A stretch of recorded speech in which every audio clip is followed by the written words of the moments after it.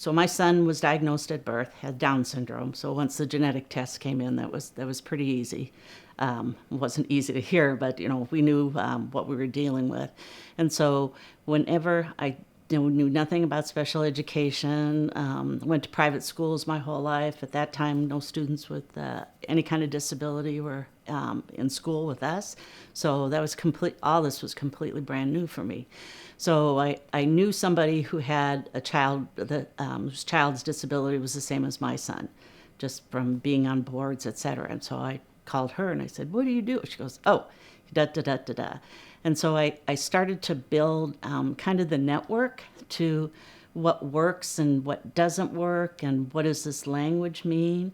And I was fortunate enough that I was able to go to conferences, attend online learning, because things change all the time in special education.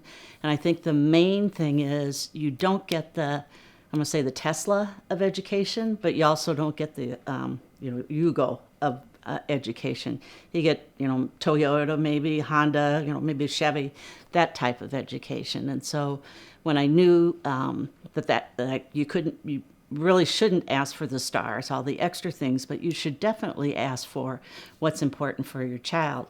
The conference I went to one time said, always bring food when you have these IEPs, every, twice a year, whatever it is. And so I always brought food for people. I also made it a point that, and this was farther down the line, my son was maybe 7 or 8 years old at the time.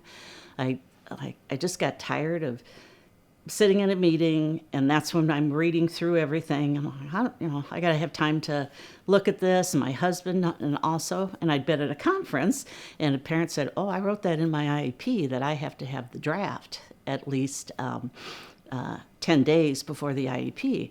I said, "Oh, okay." So wrote that in. When we had the next IEP, I'd like to see the draft 10 days before, because I'm no different than teachers. You're very busy, got things, and a lot of times at the last minute is when you're going through that. And again, my husband and I wanted time to read through it, see if this, would work, what's this mean, all that kind of stuff. And so it only took one IEP when everybody didn't have their drafts to me. I asked when the announcement went out or the email went out, this is when his IEP, IFSP is coming up, please have your draft finished by blah, blah, blah, so that the parents can get it. And so, we got in there, and some people came late, which is understandable, because they're in school and teaching kids and working with the students.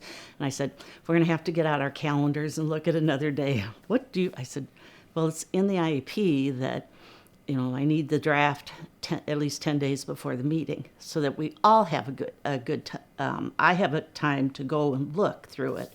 And again, make sure that what is being proposed for my son is appropriate for him and it's something that he could do, but yes, he needs this kind of help to do that.